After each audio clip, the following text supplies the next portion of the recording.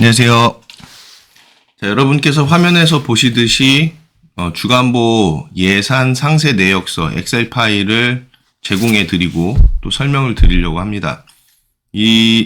여러분들이 지금 2025년 예산을 작성해서 12월 25일까지 2024년 12월 25일 전에 시군구에다가 이제 보고를 하셔야 되는데, 지금 예산을 여러분이 어떻게 짜고 있냐면 회계를 대행해주는 사무실에서 엑셀로 예산을 만들어서 주고, 그리고 그 엑셀 가지고서 이제 시설의 그 운영위원을 열어서 그 엑셀 예산으로 운영위원회에다가 내년도 예산안을 보고하고, 그리고 회의록을 작성해서 작성을 하는 거죠. 그래서 그 회의록을 이제 회계 대행 사무실에다 이제 보내주거나 하는 거죠.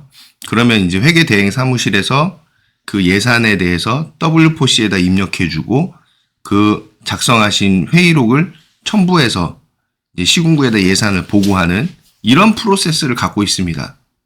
그러면 지금 기관에서 이 과정에서 예산을 대행해주는 그 대행 업체에 예산을 맡기셨는데, 그럼 과연 그 예산이 정확하냐? 제가 장담하건대 100% 정확할 수가 없습니다.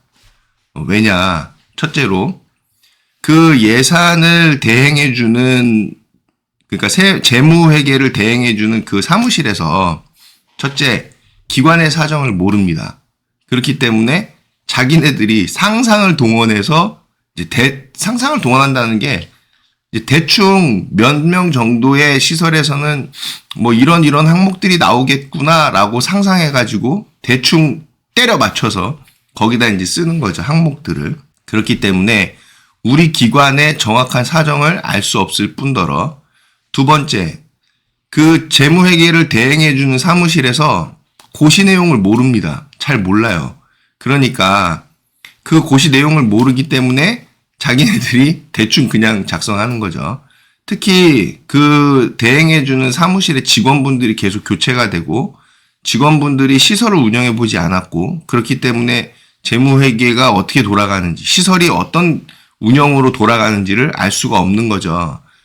자, 이 두 가지를 모르니까 당연히 예산은 상상으로 작성되는 그런 상황이다라는 겁니다. 그래서 예산을 맡기고 계신 시설들은, 그 재무회계를 맡기고 있는 시설들은 예산은 100% 다 틀린 거다라는 것이고요. 자, 그럼 틀린 예산을 가지고 운영위원회에 보고했어요. 자, 운영위원회에서는 어떻게 해요? 그 예산 가지고 모르죠. 뭐 예산이 뭔지도 모르고, 뭐 예산 보고한다니까 그냥 나눠주는 자료 가지고 보는데, 설명도 뭐 구체적인 설명도 없죠. 그냥 숫자만 적혀 있고, 그러니 와서 그냥 앉아있다가 가는 거잖아요. 그 앉아있다 가시는 게 조금 죄송하기도 하고, 그러니까 뭐 1시간 정도 왔다 가시면은 점심을 대접한다든지 그런 상황이기도 한데, 회의를 충실하게 못하는 거죠. 그러니 나중에 이 예산이 문제가 되었을 때, 만약에 시군구에서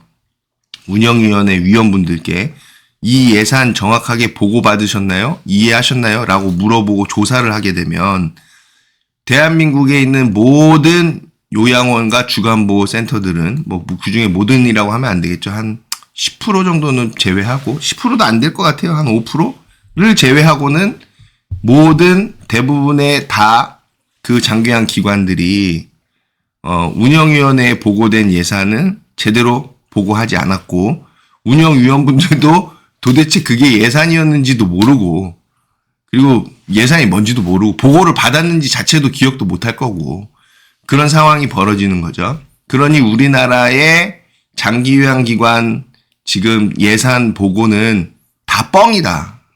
네, 한 글자로 뻥이죠. 이게 심각합니다, 되게 문제가.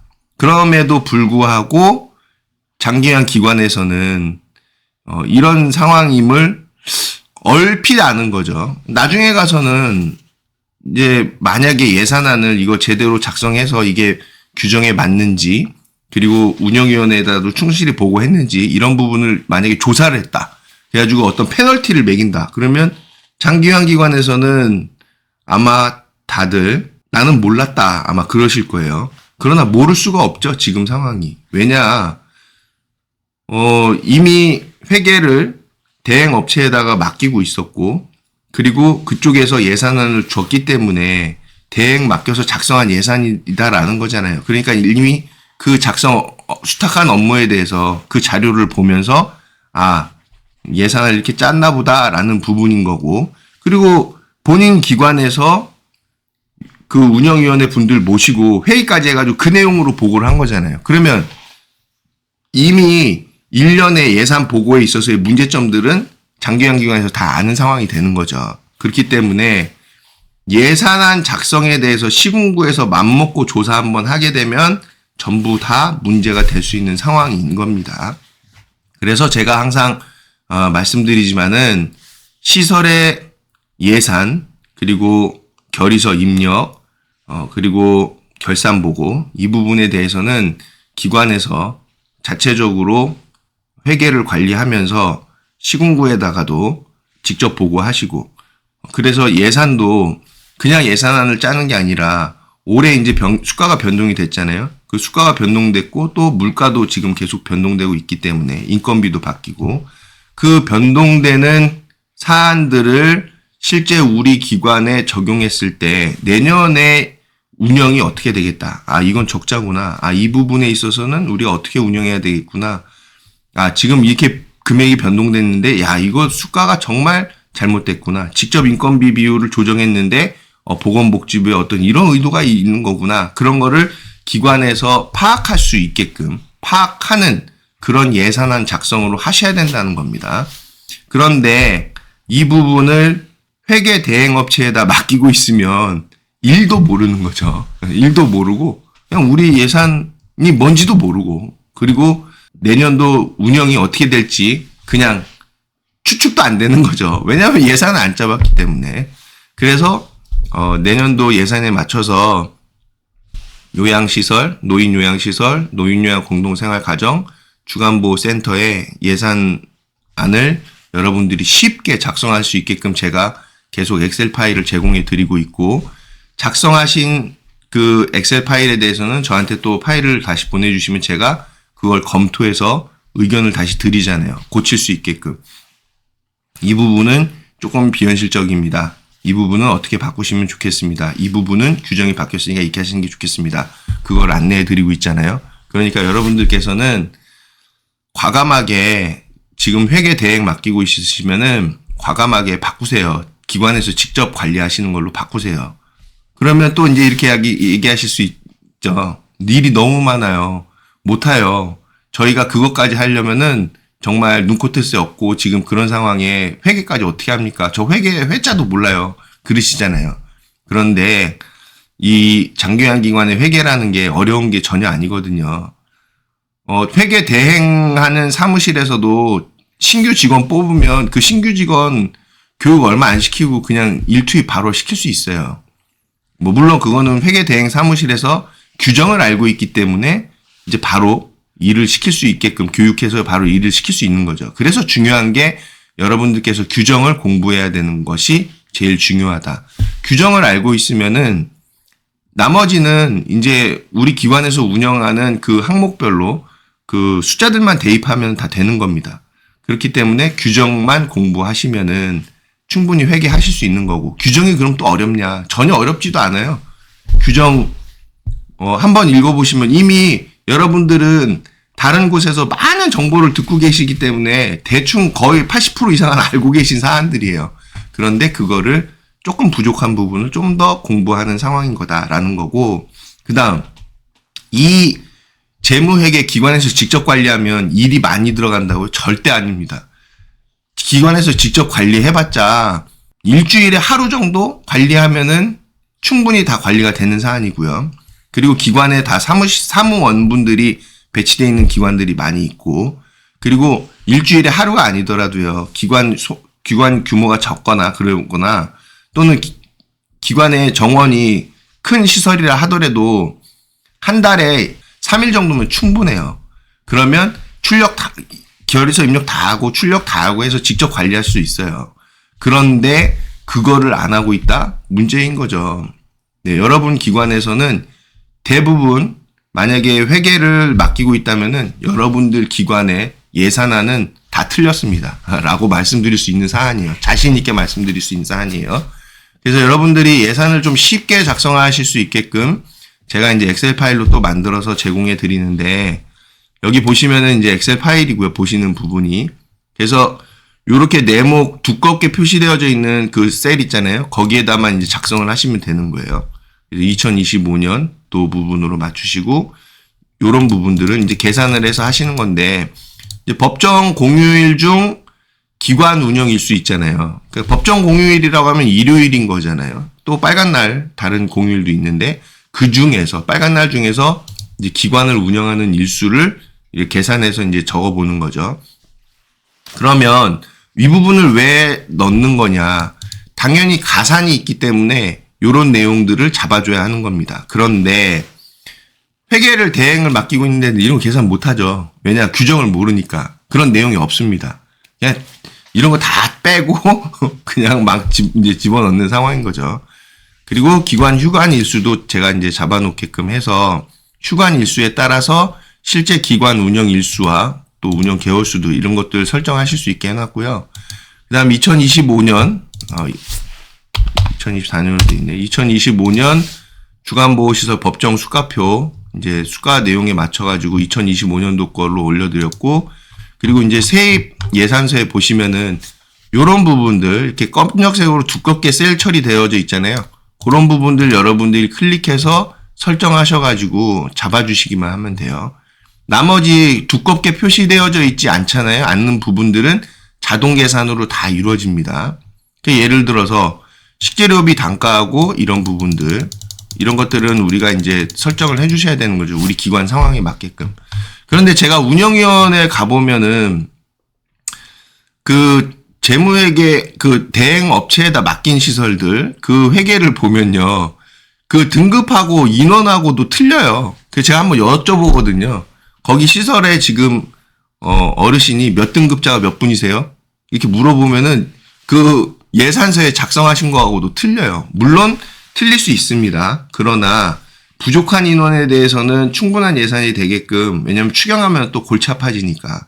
그러니까 이제 등급이 좀 높은 분으로 예상 수치를 이제 입력해 주면 되는 거고, 기존에 계신 분들에 대해서는 인원별로 등급자 수를 맞춰가지고 입력해 주실 필요가 있는 거죠. 예산을 그렇게 세우실 필요가 있는 거죠. 그래서 이런 부분만 작성하시면 나머지는 다 자동 계산이에요. 자동 계산해서 할 수 있다. 그리고 가상금 수입 중에서도 인건비 비율 미반영과 인건비 비율 반영이 있는 거죠. 예를 들면은 지금 가상금 수입에서도 맞춤형 프로그램 가상 같은 경우에는 인건비 비율 미반영분이라서 제가 이 부분을 원래는 요 밑에다가 빼야 되는데 그 셀을 좀 바꾸기 좀 그냥 아직 시간이 좀 그래가지고 그냥 여기다가 표현하면서 인건비 비율 미반영분으로 이제 넣어놨거든요. 그래서 인건비 비율 산정할 때 요 맞춤형 프로그램 가산 비용은 빠지게끔 그렇게 해놨습니다. 그리고 여러분들이 이제 우리 기관에서 맞춤형 프로그램 가산에 대해서 이제 몇 회를 제공하느냐도 설정할 수 있게 이제 해놓은 거죠. 그래서 이런 부분들만 쭉 그 체크를 하시면은 되는 부분이고, 세출에서도 여러분들 그 이제 직원분들 직원 배치에 대해서도 법정 인원 대비 추가 인원 이런 부분들 해서 이렇게 굵게 표시되어져 있는 부분들만 작성을 하시면은 나머지는 자동으로 계산되게끔 다 잡혀 있어요. 특히 이제 수용비 및 수수료에서 실제로 우리 기관에 이제 들어가는 비용들에 대한 것들, 그리고 공공요금에 있어서도 이제 난방비나 뭐 이런 것들 좀 현실성 있는 부분으로 작성을 하고, 차량비도 규정에 맞게끔, 그리고 기타 운영비에 있어서 이제 그 장기요양 지정심사, 재지정을 받아야 되기 때문에 특히나 복리후생적인 부분이 상당히 중요하게 부각되고 있잖아요. 그래서 복리후생 차원으로서 또 도움이 되는 내용들을 여기다 이제 많이 담아놨으니까 여러분들 상황에 맞게 하시면 되겠고, 추가하시고 싶다고 하면은 이제 여기서 셀을 이제 삽입을 하셔가지고, 그래서 하나씩 우리 기관 사정에 맞는 추가적인 여기에 만약에 없는 부분이 있다라고 하면은 넣으시면 되는데, 거의 대부분 이걸로 다 고정해서 해도 충분한 내용이다라는 겁니다. 그렇게 하시고 마지막에 이제 그 프로그램 중에서도 행사비가 들어가죠. 그래서 행사도 월별로 여러분들이 하시는 그런 행사들 다 해서 넣어놨으니까 요 검정 두께 골드 처리된 셀들만 다 작성하시면 돼요. 어렵지 않습니다. 예를 들면 이런 거예요. 봄소풍 연간 횟수. 봄소풍 1년에 5번인가요? 아니잖아요. 한 번. 모르시나요? 다 아시잖아요. 그리고 우리 기관의 현원은 그 순서대로 작성하시면 현원이 다 잡히고요. 그리고 단가가 이제 한 분당 얼마 정도 봄소풍이 들어갈까 그거 고민해가지고 작성하시면은 자동 계산해서 반영될 수 있게끔 한 거예요. 그러니까 우리 봄소풍 안 가는데 그럼 빼면 되죠. 0으로 잡으면 되는 거고 단가도 0입니다. 그런데 봄소풍 가야 되겠죠. 주간보호라면은. 네, 이제 물론 노인요양시설이라면 얘기가 다르겠지만은 지금 요 엑셀은 제가 주간보호를 예를 들어서 보여드리는 거니까 그 부분을 잡으시면 되겠고, 그 다음에 이제 잡지출, 그리고 뭐 그런 부분들 다 잡혀 있으니까 여러분들께서 그 제공해드리는 엑셀 파일 가지고서, 내년도 회계도, 내년도 예산도 작성해 보시고, 그리고 내년도 우리 기관이 어떻게 운영될지, 실제로, 수입과 지출에 있어서의 어떤 그런 현황들이 될지를, 미리 가늠해서 내년도 운영을 준비하시는 그런 좀 도움되는 예산 작성으로 사용하시기 바랍니다. 내용과 관련해서 궁금하신 사항은 저한테 연락 주시거나 또는 댓글 또는 카톡 메시지 등으로 소통해 주시면 되겠습니다. 감사합니다.